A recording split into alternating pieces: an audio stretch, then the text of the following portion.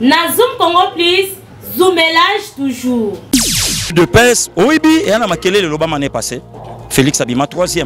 Nana votaye. Ana batute. Mais ce que yo tuna muta vota premier. O Abima premier salon bango. A Kangisa bato ana triomphal. Oyebi sor yo za journaliste ya. Bon ce que tuna muto ya Bima soki deuxième bato balobaka. Azawa parce que muto bato balobaka Bima troisième. Azo continuer ko kanga masti lelo et la kisi ke soko si. Koko c'est comme la vérité te. Lelo président vérité désir ye wana bungi. À moins d'une année. Lelo muto Abima ka deuxième ala tela biso ki mono. O leba pesa e conseil que maître kanga noir to marron, il y a banda qui mettre na blanche.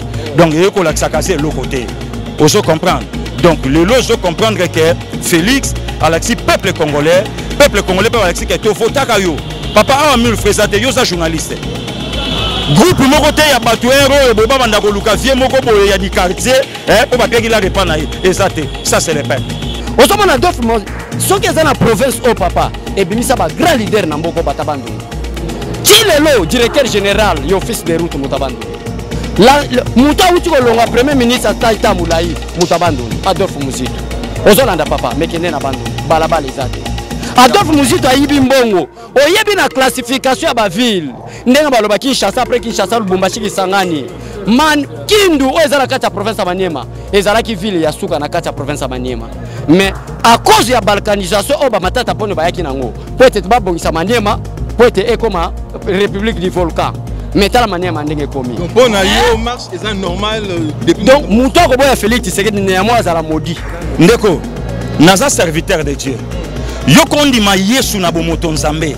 Azui aveugle oya kolo baneke kende kaka misu no ebongi. Mais azui potopoto abwakeli yango so ya baloli ache. Atuni ye nzambe muta otuna mutu. Omoni est-ce que yo sabi te ke mutu na monite? Mutana répondre à bien on a bien tenu on a battu le quoi banzete.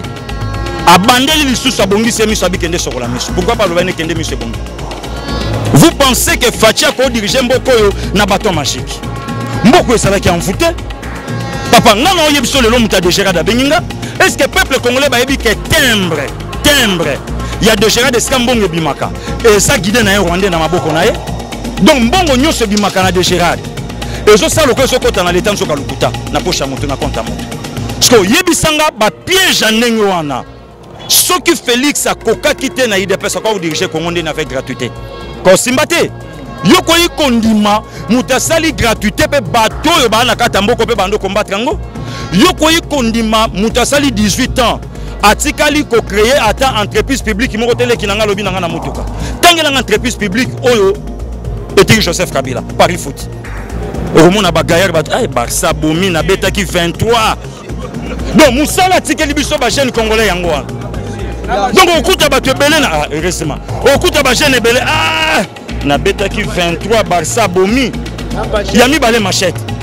Donc Moussala o peut perdre à côté ici. Tout le monde a ligue de jeunes a peut perdre. Alors, ce que yebisanga. Le lot Félix a dans 6 années. Mutuana lobby na korenir be fort gratuité batuni a Oshambongo wapi. Le lot gratuité singi. A débloquer le cambasso des moutons. Ba combattre l'autre comme na suka. Ndeko nanga nazo yebisa yo. Erreur yo batu basalaka. Ya kokose la muluba kozo pouvoir te. IDPS sa kozo pouvoir te. Heureusement kamba ba wangana na bango ba makamona biso to ebina biso ngote. Donc ba yebaki ka IDPS na pouvoir. Zela papa. Nzamba sunga biso 2020. Yo kokondi mamuloko le tout puissant Kalev. Ba vandise ba botole ba téléphone na bureau ya salaka numéro 1.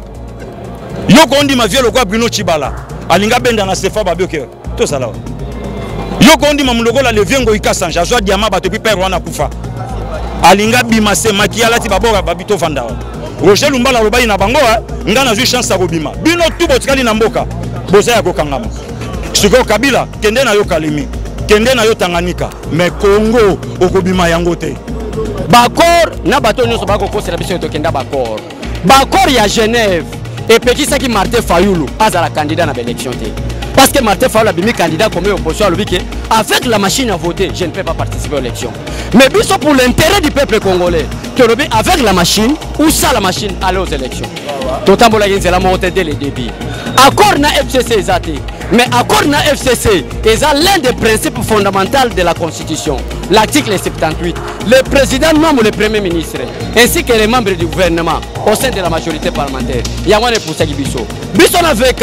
tolinga tokende na biso na korte na suka mais peuple nde bayembeli ye wana kamere moyibi munene Félix akosala nini nde ministre ya justice alobi ke na fongoli enquête kombo ya mutu nyonso kotangama il sera arrêté donc lobi pe komona bakangi veka soki kombo netangami kuna o IDPS ok c'est la justice congolaise toi na problème na batute nous c'est le principe nous c'est la loi. Bienvenue dans Bakazi Nabino Yekolo Congo, Zoom Congo Plus avec le pasteur de la presse congolaise, équipe complète en Moyo, Osedagno Mosala, la qualité Nenge Sengeli, Yon de Gouza Nabiso, pasteur, homme politique, ministre, homme d'affaires, Olingi, Tozoumel l'activité Nayo, l'équipe est là pour vous accompagner partout où vous serez, Zoom Congo Plus, Nabino, pour la Zooumele. Bon s'abonner à la chaîne Abisso et YouTube, Zoom Congo Plus TV, pour vous informer en temps réel dans votre télévision sur tout ça. Dans Zoom Congo Plus, Zoomele toujours. Voilà, mbote na bino balandi ya Zoom Congo Plus na internet pe na ba télé na biso a na kata RDC ndenge toza toujours ko sabino ki toza na kata Stade des Martyrs et longo na famille IDPS Mobimba pona ko solola et longo na ba cadre IDPS na ngoto mbeli bino mkona lelo ndeko Chole na pasteur Guy au Bazali vraiment ba pionnier na kati ya IDPS mbote ndeko Guy mbote ndeko na ngai mbote papa journaliste mbote na balandi na biso yoso balinga fati awa biso ka tola kombo moko Félix Tshisekedi eza lokola kombo ya Yesu Masia otangi kombo Félix na mandenga mabeko za la maudit à l'exemple mauvais que j'ai recette Martin Fayulu qui a combattu Félix Tshisekedi à cause de la vérité des îles lelo il est maudit parce que Félix Tshisekedi c'est le béni de l'Éternel. Ndeko Chole comment na mokona lelo bana mboka basangani awa Stade des Martyrs tondi pona yo iza kosolone Nazane sengo parce que batebele babengi biso partout aux États-Unis, partout Amérique, Europe, Afrique, koloba nzungu wana. Est-ce que bokotondi sango? Nabisi bango na bibi seke bona malaria na mutu boyebi IDPS te. IDPS kotondi saboro yo. Papa kokota na kacho kozwa image. Bori yango yo tonda. Siko lelo Félix Tshisekedi musala koyela lelo na ba cadre parti appliquer l'article 5 de la Constitution. La souveraineté de l'État congolais appartient au peuple. C'est au peuple maintenant de décider aujourd'hui ou rien. Nous allons décider aujourd'hui. Normalement, faites à l'élo. Et c'est tout ça la bataille. Là, on va s'en bataille FCC bazaro sala. Mais si faites à l'élo, ils ont une réflexion. Affronter les problèmes. Parce que devant Félix Tshisekedi, il y a des problèmes. Quels sont les problèmes FCC? Quels sont les problèmes l'entourage du cabinet?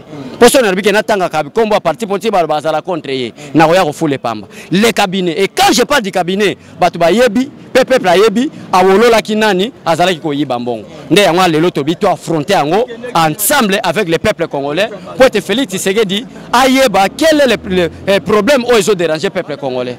Alors pasteur Nderogi na moi mukusepe okolobandeni pona mokona lelo et sengo o bana mboka bazana ngo pona 38e anniversaire ya IDPS. Non eza nango normal pona IDPS d'abord domaine aba plein et nango likamuteka IDPS akoka molango IDPS tout d'abord un eza parti des masses. IDPS c'est parti à Batou, IDPS c'est parti à Liberté. Donc différence il y a parti IDPS na ba parti mususu. Donc ba parti mususu ba kolo nango basa. Yango jomo lelo soke simbité na parti Koufi. Mais IDPS c'est parti à Batou comme preuve leader aké mais parti kalo za pouvoir na sima. Donc lelo 38 ans et ça facilité moi na ya 9 ans a manqué grand frère à 38 ans. D'ailleurs c'est la malédiction. Donc et ça même pas propre na miso Batou et puis bazwa tata ya 38 ans na moi na zo bete c'est que tata ngwa comme il faut. Donc yango moni donc et le binde kolanga Chole tant au moins na 38 ans zo banga tata te c'est que faut ba keno ana sorcellerie. Donc faut comprendre que Babloko Moussou le temps bato bazoloba IDPS a blaguité, IDPS a bundi na Mobutu avec Sénéri, avec Sarma, avec Despé, avec BSP Mobutu ake. IDPS a bundi na Mousé na Bakadogo, IDPS a bundi na Moura, lelo IDPS aux affaires. Sikoyo yo mututa Mousso ye, ole okanga na IDPS aux mayele. Parfois en 2068 que parti no pe ekokoya yozo luka à moins de 15 ans aux pouvoir pour nabitumba nini o yo bundi oyo peuple congolais ba okende ba kopesa lo libanga osoboki na banani tende ko yo posenga mutuna nga nazo pesa nange yano po mikolo e komi soko lobby avocat zo koma mupanzi yo lobby vérité kuna komia ngo injire a ko traduire yo na justice or ba grande personnalité pour comme grand fois kota prison donc kokota boloko ya nango problème était na kokota na kobima batu fo beba kenana mais c'est la Chole oyebi mikolo na komi Gucci Gili Tshisekedi ouais donc faut y bailler loko on a donc moi na suka bato mama Marthe donc c'est ça il y a un moment donc le lot ça ko expliquer batou faut ba comprendre ka lui de pèse oyebi et na makele le loba mané passé Félix Abima 3e nana voté ana batute mais ce que yo tuna muta vota premier o yabima premier salon bango a kangisa bato ana triomphal yebi sor yo za journaliste ya bon ce que tuna muto yabima soki deuxième bato balobaka azawa parce que muto bato balobaka bima troisième azo continuer ko kanga masti lelo et la kisi ke soko si koko c'est comme la vérité lelo président vérité des urnes ye wana bungi à moins d'une année lelo muto yabima ka deuxième alate la biso ki mono o leba pesa e conseil que maître kanga ka noir to il y a banda qui mettre na blanche donc il faut l'accepter l'autre côté oso comprendre donc le lozo comprendre que Félix Alexis peuple congolais peut Alexis que to votaka yo papa a mille frésate yo za journaliste groupe moko te ya bato héros boba banda ko luka vie moko boye ya di quartier pour papier qui la répand na exacté ça c'est le peuple. Merci. Ndeko Guy olobi que ça c'est le peuple mais Ndeko Gili oui merci pasteur. Comment na lelo IDPS na kata marche na bango il y a 38 ans oyo lelo pe beaucoup profiter pe maman profiter une année à président de la République mais ba mboka bangi ba yeba depuis mokonza mboka a joui pouvoir moi comme sous o ba kasa que éco changer na mbala moko mais jusque là changement exact qu'est-ce qui ne va pas ndeko naza serviteur de Dieu yo kondi ma Yesu na bomoto nzambe a joui aveugle oyo akolo baneke kende kaka misuno ebongi mais a joui potopoto abwakeli yango so ya baloli ache atuni ye nzambe muta otuna mutu omoni est-ce que yo sabi te que mutu na monite mutu na répondre abi na omona bien te na omona batulu kwa banzete abandeli lisusu abongi semi sabi kende sokola miso pourquoi pas le bane kende miso bongi vous pensez que Fatia ko diriger mboko yo na bateau magique mboko esala ki envoûté papa ngana oyebiso lelo muta de Gérard Benginga est-ce que peuple congolais ba yebi que timbre il y a de Gérard de Skambongo bimaka et ça guidé na Rwanda na maboko na ye donc mbongo nyonso bimaka na de Gérard et zo ça loko so kota na l'état so kalukuta na pocha moto na compte moto parce que yebisanga ba piège ndenge wana soki Félix akoka kité na IDPS ko diriger Congo ndé na avec gratuité ko simbate yoko yikondima mutasali gratuité pe bato yo ba na kata mboko pe bando combattre ngo yoko yikondima mutasali 18 ans atikali ko créer ata entreprise publique moko tele kinanga lobi nanga na mutuka tangela entreprise publique oyo et Joseph Kabila Paris Foot romona ba gaillard ba ay Barça bomi na betaki 23 donc musala tikeli biso ba jeune congolais yango wana donc okuta bato belé na heureusement okuta ba jeune belé na betaki 23 Barça bomi yami balé machette donc musala oyo peut perdre à côté ici tout mon ligue de jeunes a peut perdre. Alors, ce que yebisanga, le lot Félix a dans une année. Mutuana lobby na korenir befort gratuité batuni a Ozambongo wapi. Le lot gratuité simbi. A débloquer le cambasso des moutons. Ba combattre l'autre comme na suka. Ndekonanga. Nazo yebisa yo. Erreur yo batu basalaka. Ya kokosa la muluba ko za pouvoir te. IDPS a cause pouvoir te. Heureusement kamba ba wangana na bango ba makamona biso to yebina bisango te. Donc ba yebaki ke IDPS na pouvoir. C'est là papa. Nous avons sur biso 2020. Yoko kondi mamuloko le tout puissant Kalev. Ba vandise babo tole ba téléphone na bureau ya salaka numéro 1. Yoko kondi ma vieux lokwa Bruno Chibala. Alinga benda na Sefa babioke. To sala. Yoko kondi mamuloko la leviengo ikasa jazo diamant ba to pi père wana kufa. Alinga bimase makiala ti babora babito vanda. Roger Lumbala robai na bango ngana zui chance ya bima. Bino tu botikali na mboka. Boza ya kokangama. Siko Kabila kende na yo kalimi.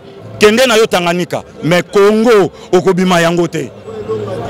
Merci pasteur Ndeko Chole ba prière et salamaka awa il y a action de grâce pour na kotika mboka na maboko ya Nzambe mais depuis ba prière et salama action de grâce epesama même le président de la République a dédié mboka na maboko na Nzambe mais rien ne change qu'est-ce qui ne va pas non il y a beaucoup de choses qui ont changé papa et belé na moi d'abord le bilan qu'on doit demander au président Félix Tshisekedi ce n'est pas moins d'une année.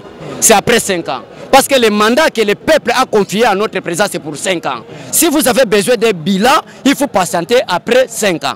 Mais du fait que tout ça, toki sabatimite mana moi une année. Oyebi ke Rossi Timanga akufa po Moïse Katumbi azonga na mboko oyo. O ba benga na terme ba politicien de crispation politique. Pour na moko ya ba principe ya accord ya Seniko. oyebi que madame Thérèse akufa pona makambo application ya accord ya nini. Mais Félix Tshisekedi aye et loka liboso alobi que la liberté d'express pour tous les opposants. Batunyo soba komi koloba. Mais Martin Fayulu bota mababa lelo afongola muno akoma oloba à cause de la liberté prônée par Félix Tshisekedi. Ozolanda papa nanga. Lelo Moïse Katumbi ko circuler. Même Jean-Pierre Bemba eraye na ba dernier mois ya Joseph Kabila. Kabila lokota eti na chambre tata na lobiki na ndako no kolala te. Mais Félix Tshisekedi aya lobiki no mwana. Tambola place no solingi lala na ndako nayo. Décrispation politique. Lelo otoza na eloko ba bengi gratuité de l'enseignement. Ezali innovation Félix Tshisekedi te, mais l'aide de principes constitutionnels que Kabila n'avait pas appliqué, Félix Tshisekedi a appliqué. La liberté des prisonniers. Ba Mike Mukeba ba libanda. Ba Franco Diongo libanda. Bato nyonso za komona wana ba Diongo baza libanda. Bazo sepela balui que Félix Tshisekedi a raison. Il y a des avancées significatives papa to tika kindoki. Lelo okolongwa awa. Ti okena tikapa olongwa na 6h avant 12h na tikapa en passant par la ville de Kikwit. Oyebi que fief o esala Adolphe Muzito. Ozomona que nazo attaquer tout le monde qui est mafié. Même bato Équateur même bato bandundu parce que tout ça la principe eza ya solo. Ozomona Adolphe Muzito soki eza na province au papa et bimisa ba grand leader na mboko batabandundu. Kilelo directeur général yo office de route mutabandundu. La muta uti ko longa premier ministre Taita Moulayi mutabandundu Adolphe Muzito. Ozolanda papa mekende na bandundu balabala ezate. Adolphe Muzito ayibi mbongo oyebi na classification ya ba ville ndenga baloba Kinshasa après Kinshasa Lubumbashi Kisangani man Kindu o ezala kati ya province ya Maniema ezala ki ville ya suka na kati ya province ya Maniema mais à cause ya balkanisation o ba matata pone ba yaki nango peut-être ba bongisa Maniema peut-être ekoma République du Volcan mais tala Maniema ndenge komi donc pona yo marche est normal depuis donc mutoko boya Félix Tshisekedi ne yamwa za la maudit parce que bato bazana bilakeli mabe baloba n'importe quoi. Mais Moutou a sérieux à maudité. Il y a des avancées. Mais il y a tout Félix Tshisekedi Zotambola, Banda Vatican, Poutine, Reine Angleterre, partout. Batunyo Sobazo expliqué, fondé au Félix Tshisekedi Zomemanamboka papa. Voilà. Pourquoi à chaque fois ceux qui ont besoin de corps, alliance, parti politique, toujours créer kaka, kobenana. Vous avez ensemble na la Mouka, toujours créer bango. Bokabani boye susu na cash na ndeko kamere na Kabila lelo susu e komi benabina pona nini kaka na loba 2 minutes na chite ponde wa yebisi biso to komi na temps passé gili a lobby bakor na bato nyonso bako kosela biso to kenda bakor ya Genève et pekisa ki Martin Fayulu azala candidat na élection te parce que Martin Fayulu a bimi candidat comme opposition lobby que avec la machine à voter je ne peux pas participer aux élections mais biso pour l'intérêt du peuple congolais to lobby avec la machine ou ça la machine aller aux élections totambola yinzela monter dès le début accord na FCC ezate mais accord na FCC est l'un des principes fondamentaux de la Constitution l'article 78 le président nomme le premier ministre ainsi que les membres du gouvernement au sein de la majorité parlementaire yangwane pour ça biso na veka tolinga to kende na biso na cour tina suka mais peuple nde bayembeli ye wana kamere moyibi munene Félix Osalani nde ministre la justice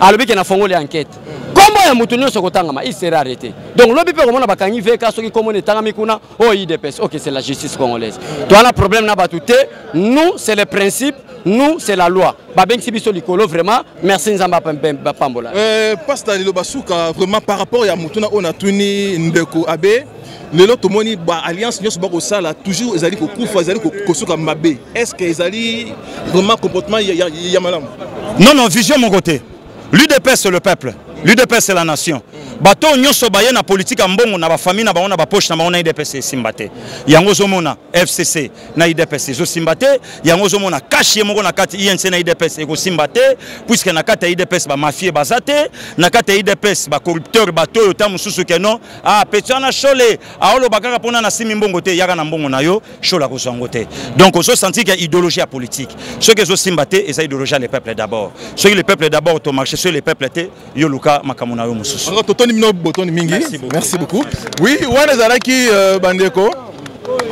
Wana zalaki bandeko ba cadre ya IDPS ndeko Chole na pasta ba pisaki lumière na makambo za koleka na kati ya parcours ya IDPS. Atukanga na bino to kotani toujours na prochain numéro.